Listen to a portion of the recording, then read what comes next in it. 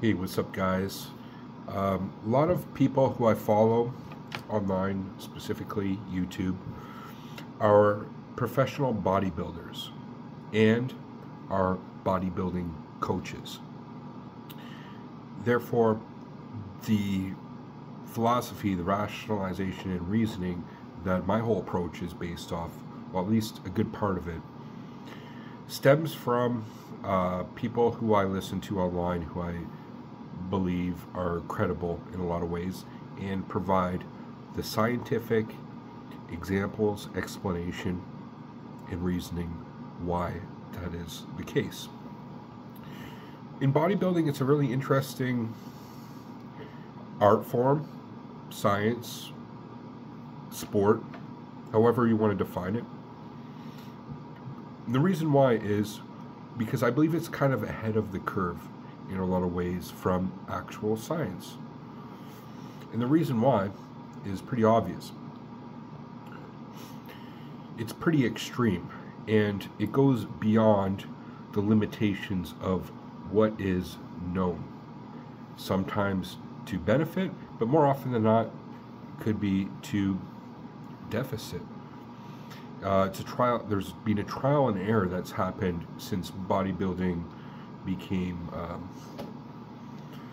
became popularized in the 1960s and 70s, and since then there's been different ebbs and flows of strategies, not just with steroid use.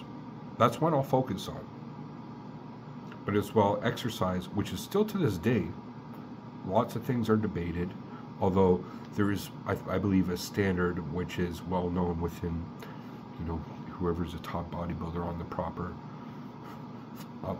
science of exercise, and as well nutritional science, as well as other types of just health oriented science in general. And to go back to what I was saying before about it's ahead of the curve, that's why I'm so fascinated in it. It's so fascinating to me, because if you go to your general practitioner, doctor, whoever else, explaining the compounds you're on, for example, they won't know what the F to even answer to that. Their textbook answer is that is unhealthy. Well, we know that is not the case. It can be even more healthy. For example, growth hormone. How often is growth hormone prescribed or given to people who probably need it? Never. What it's given to generally now is like something like Serostim in the States, to like HIV patients. That's it. With steroids, it's also it's historically been used towards muscle wasting disorder. So in a sense, it's people here, we're at zero, right? Being kind of healthy, right? Healthy is zero, the normal. People who are -1 are people who have some type of deficit or health issue. Therefore, steroid use and anabolics has been used to bring the -1 towards that zero, correct? Well, why not bring 0 towards +1? Does medical industry ever ask that question? Of course not. Now, that being said, there's a lot of things that have been associated with bodybuilders that I believe are very unhealthy.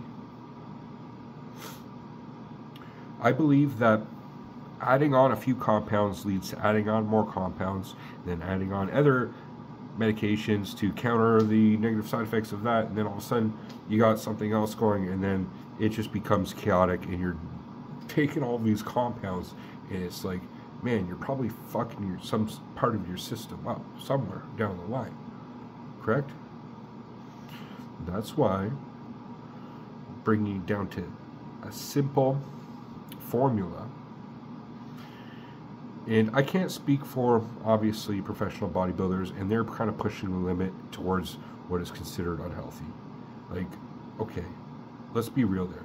Even though that some of them might get their blood work done and it shows that everything's spot on, and some of them might outlive me. Who knows? That being said, Most of us aren't professional bodybuilders who are probably watching this video and we're taking anabolics. So what are our aspirations? Well, what we can do is mimic slash, yeah, I think mimic's the great word for that, actually. I'll just leave it there. People who have led by example and follow in their wake on what works. Because no matter what art form or science or profession you're in, when you enter that field, you have to be a follower to some degree of people who have led the path, who've been the trailblazers and shown what has worked. And then we work within the wake of that towards getting the benefits ourselves in the best reward, because let's be honest, that's what we're in here for, is for reward with the least amount of risks. There's always risks always involved.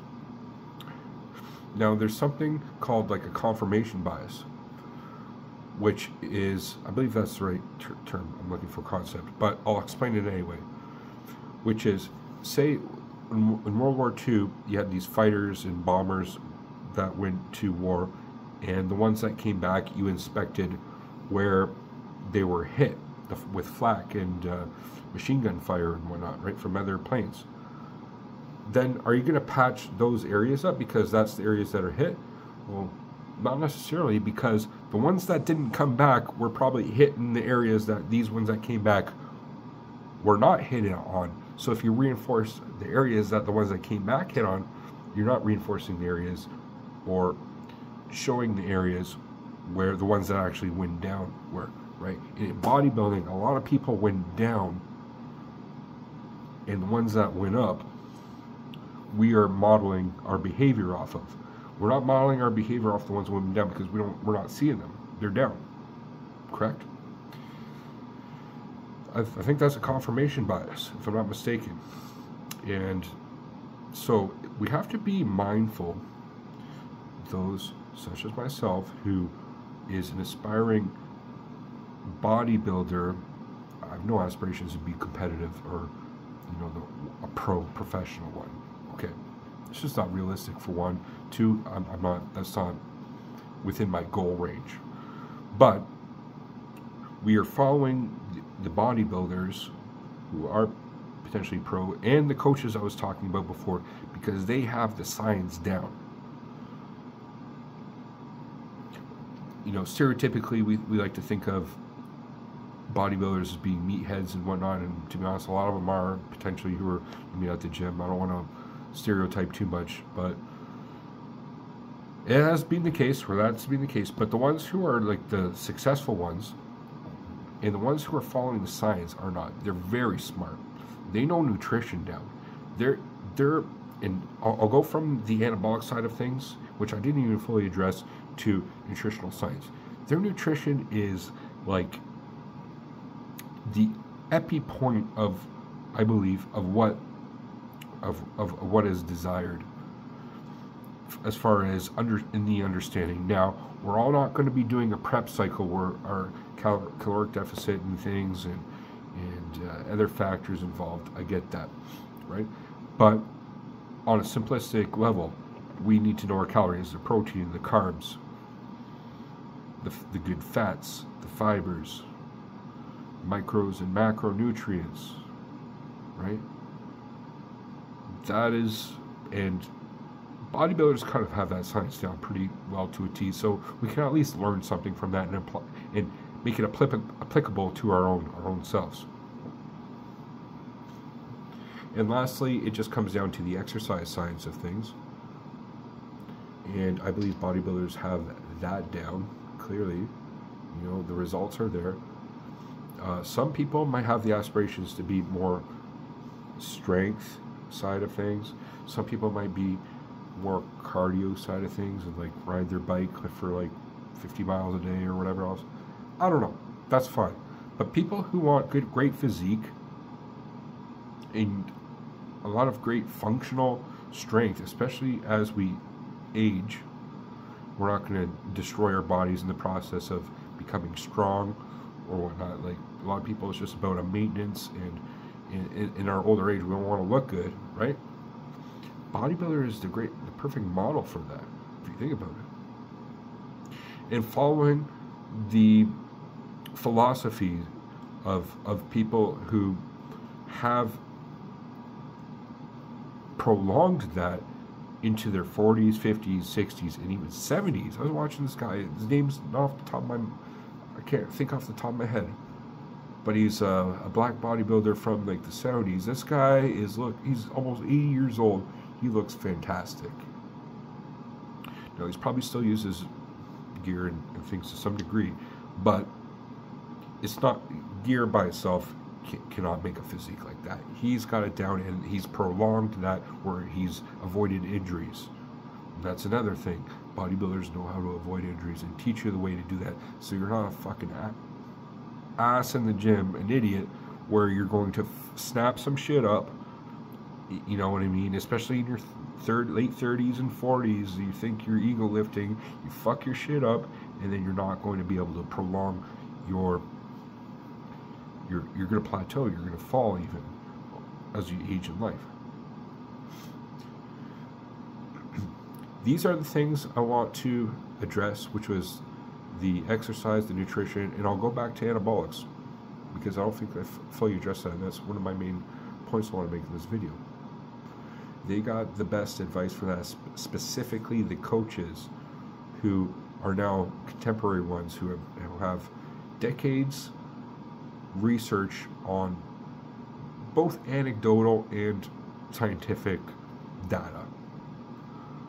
A lot more experiential in case studies, even in people's experience on what works, what doesn't work, what has the great benefit versus risk ratios, and applying that in both if your aspirations in being like a competitive bodybuilder, but as well toning it down and just to be like a guy like me who wants to be functionally good, right? Could even be applied to people who are taking TRT levels to some degree, although that is pretty simplistic and standardized. When we bring it to the HRT and TRT plus dosages, you know, what the bodybuilders experience with estrogenic effects, with high blood pressure, with everything else, negative side effects, taking the blood panels, hematocrit, liver enzymes, kidney enzymes, neurological, psychological problems. What greater examples are the ones who have taken it into excess, who have experienced it, and who have been able to mitigate it the best? Am I right? Leave in the comments section if I'm right, or maybe I'm wrong in some degree. Leave in the comments section, or if you want me to expand on anything else in particular that I talked about, I'd be happy to do so. Thank you for watching. Like always, peace.